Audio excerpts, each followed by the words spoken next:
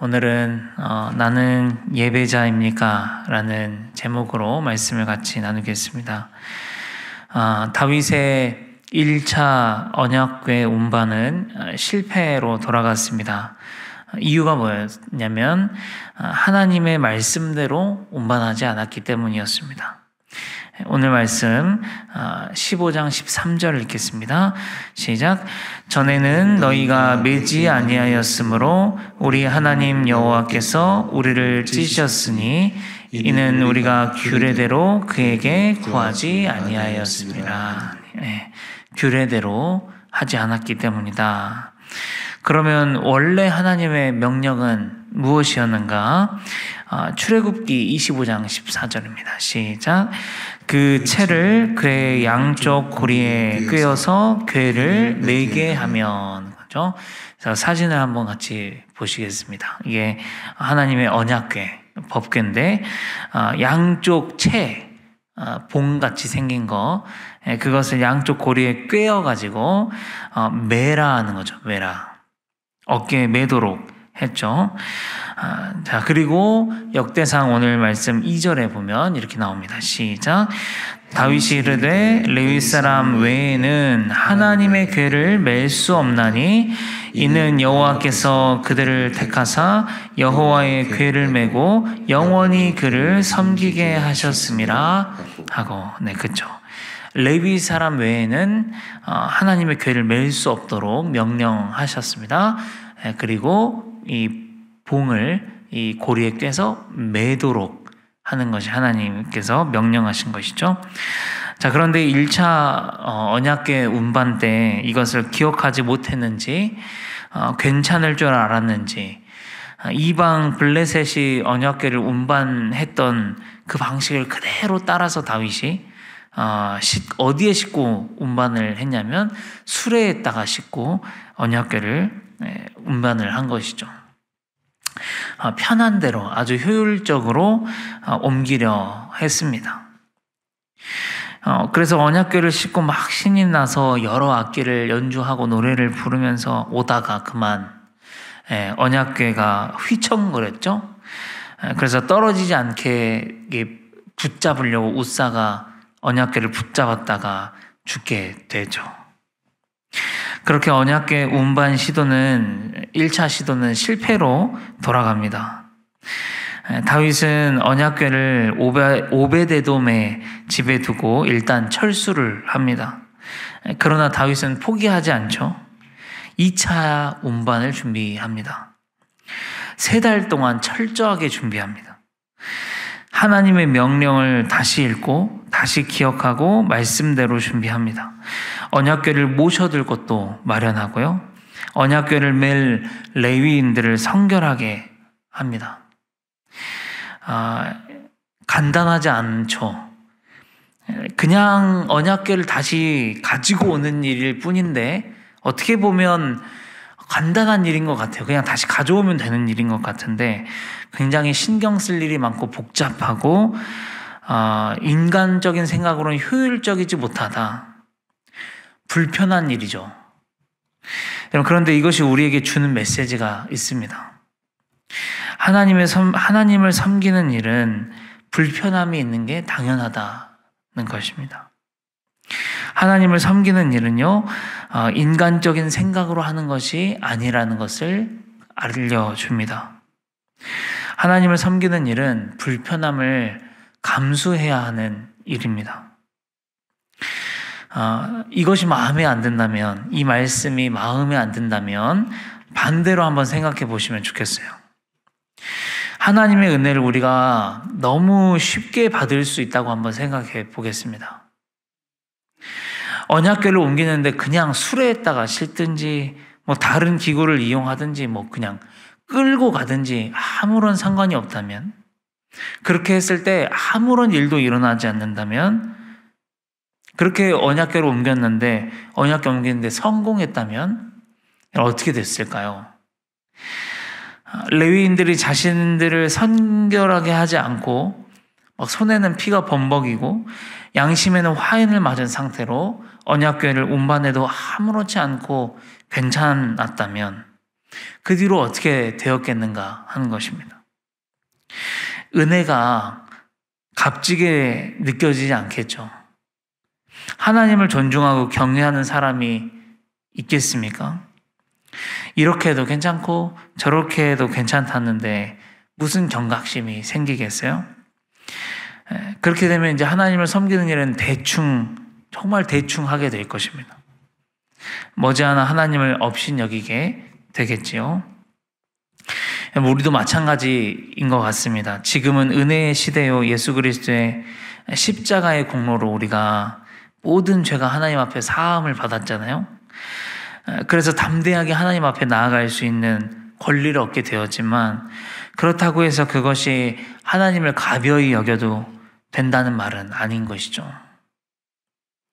우리 안에 하나님을 향한 경외심이 없고 하나님을 위한 거룩한 구별함이 없고요, 성화의 삶으로 나아가고자 하는 마음이 없고요, 하나님을 사랑하는 사랑함이 없고요, 말씀에 대한 조금도 불편함을 감수하고자 하는 마음이 없다면, 근데 그렇게 섬겨도 괜찮다고 한다 그러면 머지않아 우리의 거룩성은 얼마나 더 추락하게 될 것이며, 얼마나 하나님을 더 쉽게 생각하게 될 것이며, 얼마나 예의 없고 버릇없고 분별 없는 신앙인이 되겠는가.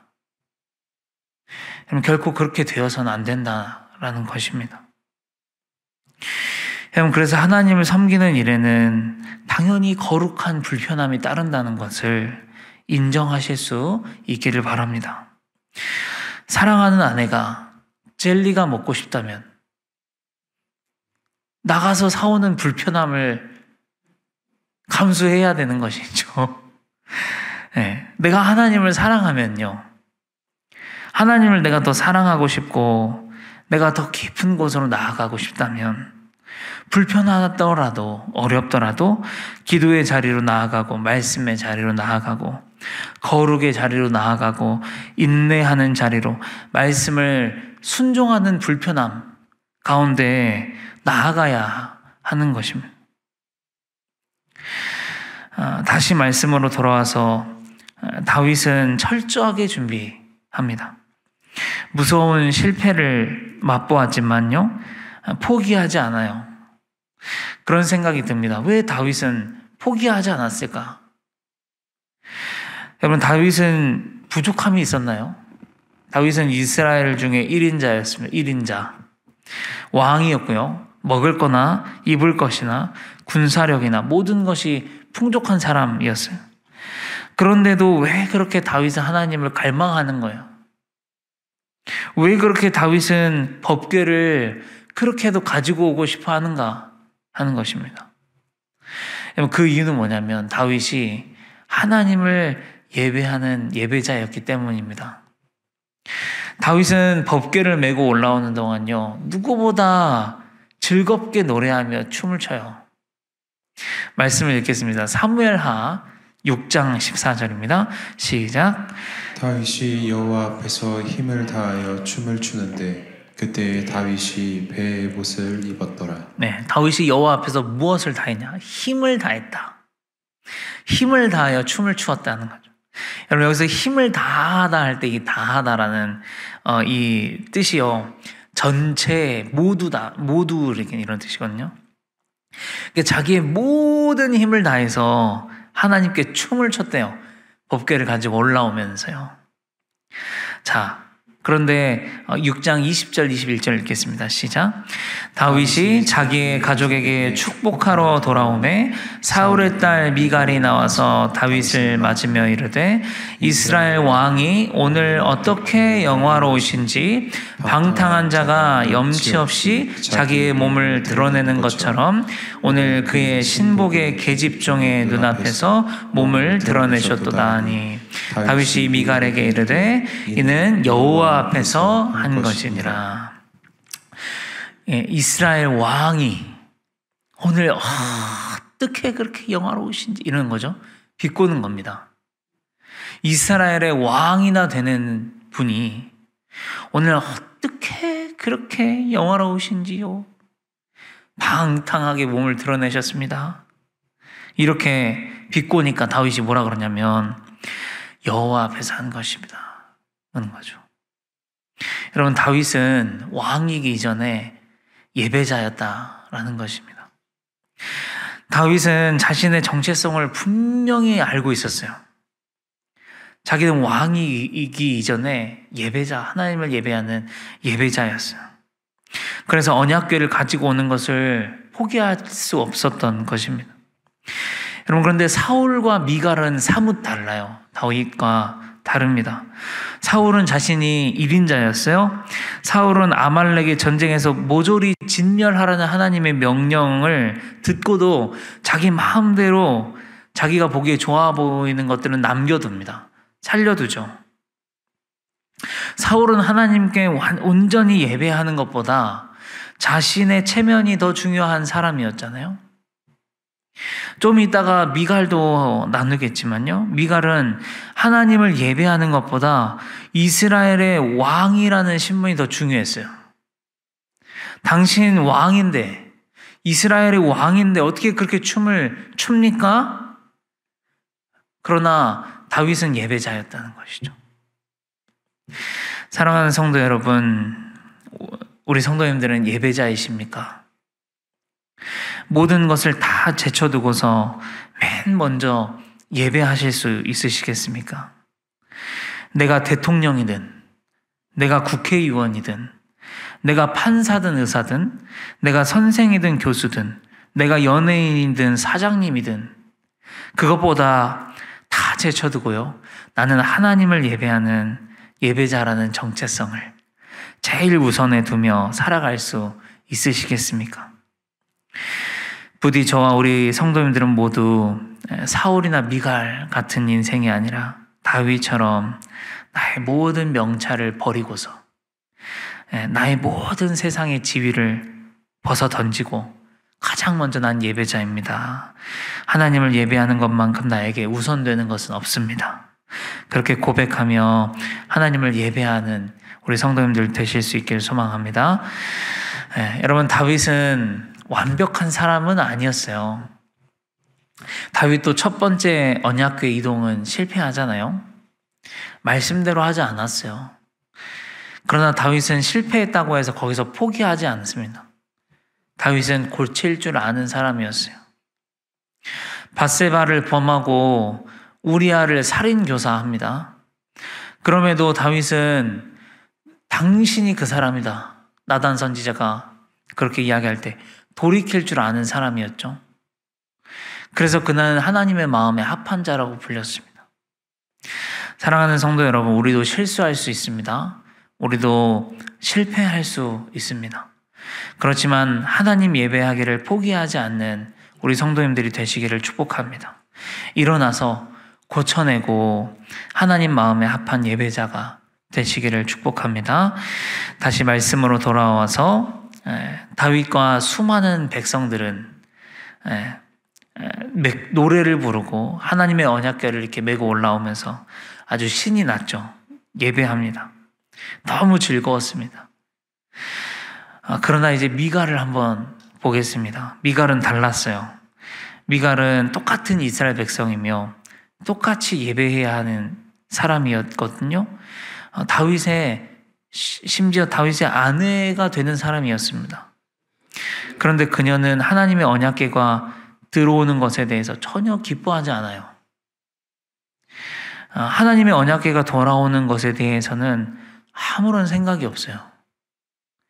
마치 하나님과 나는 아무런 관계가 없습니다 고백하는 것 같아요. 이 미갈의 마음은 차갑기만 합니다. 미갈은 그저 왕의 채통이 더 중요하였죠. 너무나 안타깝습니다. 사랑하는 성도 여러분, 저희 교회에는 이런 미갈 같은 신앙이 없기를 바랍니다. 같은 곳에서 같은 예배를 드리면서 하나님을 기뻐할 줄 모르는 사람이 되지 않기를 바랍니다. 하나님의 은혜에 감사할 줄 모르는 사람이 되지 않기를 바랍니다. 하나님께 예배할 줄 모르는 사람이 되지 않기를 바랍니다. 하나님과 전혀 관계가 없이 그냥 예배에 참여한 것만으로 모든 위안을 삼는 그런 사람이 되지 않기를 바랍니다. 이런 안타까운 사건이 우리 안에 일어나지 않기를 바랍니다. 그러므로 우리 모두 다윗처럼 예배자가 될 수 있으면 좋겠습니다. 모든 것들을 다 내려놔도 예배하는 것을 가장 우선순위할 수 있는 저와 우리 성도님들 다 되실 수 있도록 축복합니다. 기도하겠습니다.